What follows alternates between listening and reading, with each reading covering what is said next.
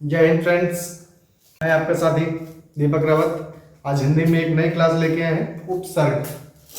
उपसर्ग हिंदी में हम पढ़ेंगे उपसर्ग, जो कि हमारे UP board exam 10th and 12th, UPP, SSC GD में हिंदी व यूपी पेट के आदि प्रमुख एग्जामों में इससे 2 या 4 प्रश्न जरूर बनते हैं।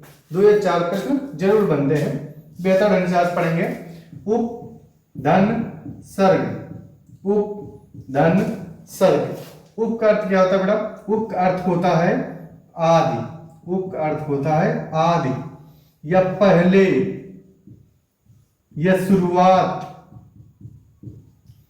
उप का अर्थ होता है आदि या पहले या शुरुआत, नजदीक, समीप। उपकार आदि, पहले, शुरुआत, नजदीक या समीप। सर्ग का अर्थ क्या होगा बेटा? सर्ग का अर्थ क्या होगा? सर्ग का अर्थ होता है सृष्टि करना।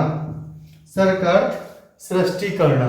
सर्ग का अर्थ होता है सृष्टि करना। तो उपसर्ग हम क्या समझे? ऐसा शब्द जिससे पहले वाक्यांश जुड़कर उस शब्द का अर्थ बदल दे।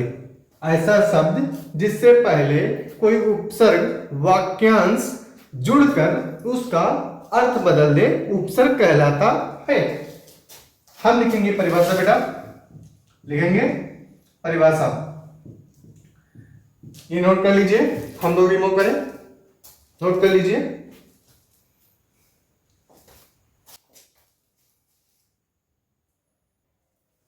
हो गया। आते हैं परिभाषा पर, लिखते हैं ऐसे शब्दांश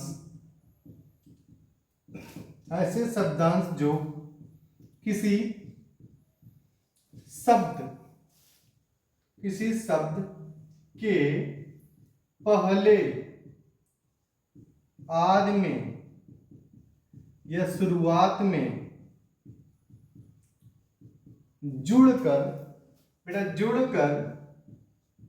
जुड़कर उसका अर्थ बदल दे या नई कुछ विशेषता ले आए, उसे हम उपसर्ग कहते हैं। उसे हम उपसर्ग कहते हैं।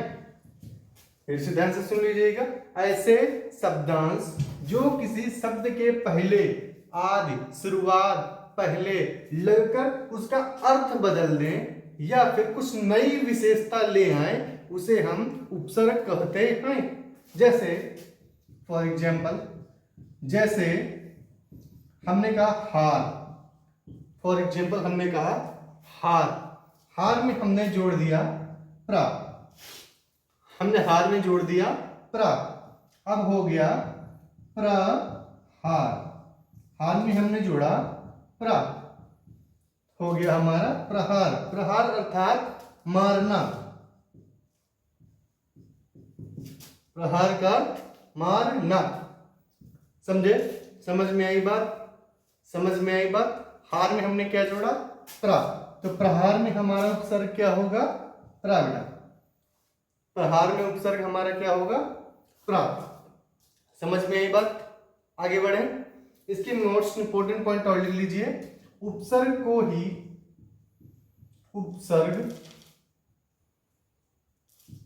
को ही आदि प्रत्यय कहते हैं। आदि प्रत्यय कहते हैं। समझ में आई क्लास? मजा आया? समझ में आया तो मुझे कल मैं उपसर्ग अपने मन से जोड़ के बताओ। कल मैं क्या उपसर्ग जोड़ दें कि इसका अर्थ बदल जाए। कल अर्थात जो था पिछला, ये जो आने वाला, कल दो ही। हमने इसमें जोड़ दिया आ, हमने जोड़ दिया अब हो गया अकल। क्या हो गया? अकल, अकल।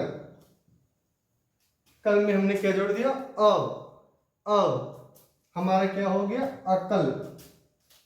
अकल है, समझ में आई बात? क्लियर हुआ? गुड। आगे लिख ले हम लोग। संस्कृत में कितने उपसर्ग होते हैं? संस्कृत में कुल कितने उपसर्ग होते हैं?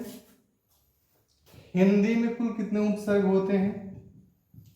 संस्कृत में कुल कितने उपसर्ग होते हैं और हिंदी में कुल कितने उपसर्ग होते हैं? संस्कृत में उपसर्गों की संख्या होती है 22। संस्कृत में उपसर्गों की संख्या 22 और हिंदी में उपसर्गों की संख्या 10। हिंदी में उपसर्गों की संख्या बेटा 10। क्लियर हुआ? मजा आया? मजा आया? चैनल को लाइक करो, सब्सक्राइब करो।